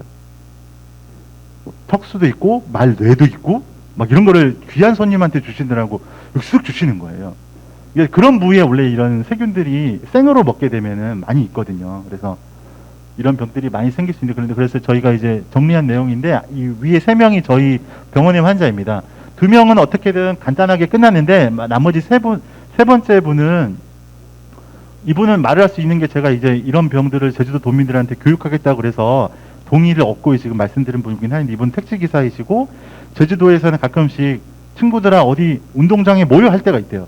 그러면 말을 잡아온 거를 어디서 잡은 건지 모르겠지만 그거를 같이 동네에서 불을 떼가지고 뭐 생간도 먹고 말고기도 구워 먹고 뭐 내장도 뭐 조금 털리게서 있기도 하고 뭐 아무튼 본인은 내장은 잘 드셨다고는 하지만 이런 거를 먹고 열이 나서 오셨어요. 그래서 이분은 양쪽 무릎을 다 수술을 하고 수술했는데도 척추에도 또 이 균이 들어가가지고 척추도 수술을 하고 그다음에 어깨 관절도 아프다 그러셔서 봤더니 어깨도 고름집이 많이 생기셔서 어깨도 수술하고 걸어서 오신 분이 온 관절이 지금 다 망가지셨죠. 그래서 처음에 저는 못 걸을 줄 알았는데 지금 퇴원하신 지 한 1년 넘었는데 지금 다행히 재활치료 잘 하시고 해서 걸어는 다니십니다. 아무튼 그런 상황이고요. 아무튼 이 외에도 이제 제주도에서 또 다른 발생할 수 있는 신종 감염병은 무엇이 있을까 보면은 대부분은 기후 변화와 인간들이 만들어 놓은 자연 훼손 때문에 생기는 겁니다. 결국은. 그래서 추가로 이제 그 댕기열이나 지카 바이러스, 그다음 뭐 에볼라, 패스트, 무슨 신종 인플루엔자, 앞서 얘기했던 항생제 내성을 가진 균, 아니면 또 예방 접종에 포함되지 않는 폐렴 접종 등이 생길 수가 있고, 특히나 이 댕기열 같은 경우 요 빨간색 지역이 많이 발생하는 지역인데 적도를 중심으로 10도 전후 지역에 이제 이 댕기열이 많이 생깁니다. 한 10억 명 정도가 많이 댕기열에 생긴다고 할 만큼 우리한테는 생소한 병이지만 동남아 여행을 갔다 오는 국내인들도 생길 수 있거든요. 한 100명에서 300명 정도 발생하게 됩니다. 일명 어떤 흰줄 순모기에서 흰줄 순모기에 대해서 주로 발생하게 되는데요. 우리가 주로 특징이 있습니다. 저도 이제 문헌에서만 읽은 건데 일반 모기를 잘 보시면 얘네들은 꽁지를 들지 않고 불어요. 물론 그냥 바로 죽여버렸기 때문에 못 보신 분들 있을지 모르겠지만 흰줄 순모기는 사람을 물 때 엉덩이를 45도 각도로 크게 치들고 찌른다고 합니다. 그래서 아무튼 근데 문제는 뭐냐면 저희 그 같이 연구하는 교수님이 제주도를 돌면서 이 모기가 있는지 없는지 보셨어요. 봤더니 제주도에 있습니다. 제가 어디라고 얘기 드릴 수는 없지만 제주도에도 이 모기가 있는데 그 모기는 다행히 이 댕기열을 일으키는 바이러스는 없었어요. 다행히. 근데 제주도도 점점 아열대, 지금 이미 아열대 기후로 넘어가 있는 상태입니다. 제주도는. 근데 더 온도가 올라가면 아마 우리나라도 제주도도 댕기열에 안전할 수 없는 나라가 아마 될 겁니다. 또 하나는 지카 바이러스. 여기 한때 좀 이슈가 됐었습니다. 왜냐하면 이제 브라질에서 올림픽을 할 때쯤 여기서 지카 바이러스가 좀 유행을 했었거든요. 이게 뭐냐면 일명 소두증이라고 해서 이 모기, 지카 바이러스 가지고 있는 모기한테 물리게 되면 특히 임신부들이 이 태아가 머리가 작은 태아가 태어나게 됩니다. 제일 처음에 발견된 건 주로 아프리카 지역에서 생겼다고 했고, 그 다음에 이제 이런 그 남태평양 폴리네시아라고 하는 지역에서 생겼다고, 이 지역에 가면 이렇게 생기신 분들이 좀 있다고 하더라고요. 근데 이제 이게 그때 이제 기후 환경의 변화 때문에 이런 모기들이 뭐 어떤 선박을 타고 가든 비행기를 타고 가든 이쪽 뭐 아프리카 남미 지역으로 넘어갔다가 기후가 조금 좋아지니까 좀 뭐 멕시코 지역으로 좀 올라가고 그래가지고 전 세계적으로 조금 유행했었던 적이 있었습니다. 그래서 아마 제주도도 이 기후 변화에 다가오면은 이 모기들이 좀 위로 올라가서 우리나라도 안전하지 가장 먼저 타격을 받는 곳은 제주도가 아닐까 하는 생각을 해봅니다. 어찌됐든 안타깝긴 하지만 지금 뭐 부산행 반도처럼 이런 원인 모를 바이러스 때문에 저희가 좀비가 되는 상황이 생겨서는 안 될 것 같다는 생각을 좀 해보고, 결국 이런 것들이 우리가 자꾸 자연 환경을 파손시키면 결국에 우리조차고 한 일이 결국엔 우리를 파괴하는 때가 되지 않을까 하는 생각을 좀 해보고, 또 프랑스인들이 너무 좋아하는 고급 요리가 바로 원숭이 골 요리입니다. 그래서 이렇게 인디아나 존스 영화에 보면은 뭐 영화에 특식으로 준 음식이 이렇게 원숭이 머리를 이렇게 그 샤베트처럼 떠먹는 그 장면이 있거든요. 그래서 이제 아프리카 사람들이한테 이제 에이즈 바이러스라든지 이런 에볼라 바이러스가 많이 생겨요. 이제 그쪽이 약간 미개한 부분도 있긴 하지만 그분들이 프랑스나 이런 미슐랭 이런 별이 많은 식당에서 이런 요리들을 고급으로 팔기 때문에 이분들이 돈벌이 목적으로 자꾸 숲을 묵어진 밀림을 자꾸 파고 들어가는 겁니다. 그래서 그런 동물들 자꾸 접촉하다 보니까 조금 더 이런 상황이 생기지 않나 싶고, 이렇게 안타까운 곰돌이가 웅담을 채취하기 위해서 이렇게 안타깝게 누워있는 삶을 살고 있기도 하고, 자꾸 자연환경이 훼손돼서 목곰이 이렇게 말라가고 하는 상황이 생기고, 고래 입안에 이런 쓰레기가 가득 차 있고, 이런 뭐 산 풀들이 계속 이렇게 손상되고 있고, 그 다음에 지구의 기온이 점점 올라가고 있고, 그 다음에 이제 러시아 동토 지역이라고 있습니다. 이제 빙하보다 약간 얼어 있는 지역인데요. 이런 기온이 올라가면서 봤더니 과거 3만 년 전에 생겼던 바이러스가 검출이 됐다. 왜냐하면 그 지역이 점점 녹고 있거든요. 그렇기 때문에 과거에, 지금은 우리한테 영향은 없겠지만 점점 기후 변화가 생기면 이런 숨어있던 바이러스들이 우리한테 언제 영향을 미칠지 모른다라고 할 수가 있겠습니다. 어찌됐든 제 강의는 오늘 이것으로 마무리할 텐데요. 요약을 해보자면 이 코비드19는 이게 끝이 아닐 수 있습니다. 어떻게 보면은 지구가 우리에게 주는 마지막 예비고사일 수도 있어요. 너네 이 예비고사를 잘 치러야 돼. 더 큰 거 줄 거야. 준비 잘해. 이런 뜻일 수도 있습니다. 준비를 잘해야 될 것 같고, 생태계가 점점 파괴될수록 신종 감염병은 계속 인류를 위협할 것이고, 야생동물을 접촉하거나 아니면 말이나 이런 걸 접촉할 때도 꼭 마스크라든지 이런 접촉에 대해서 항상 주의가 필요하고, 불필요한 생식은 항상 금지해야 되고, 항상 기후 환경과 환경 보전에 더욱더 신경을 써야 되지 않을까 하는 생각을 해봅니다. 제 강의는 오늘 이것으로 마치겠습니다. 감사합니다.